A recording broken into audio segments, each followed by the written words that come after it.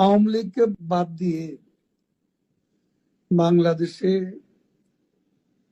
কোনো বিশ্বাসযোগ্য, গ্রহণযোগ্য নির্বাচন, নিরপেক্ষ নির্বাচন হতে পারে না এবং তারা নিজেরাও আদৌ নির্বাচন দেবে এ ব্যাপারে আমরা যথেষ্ট সন্দিহান।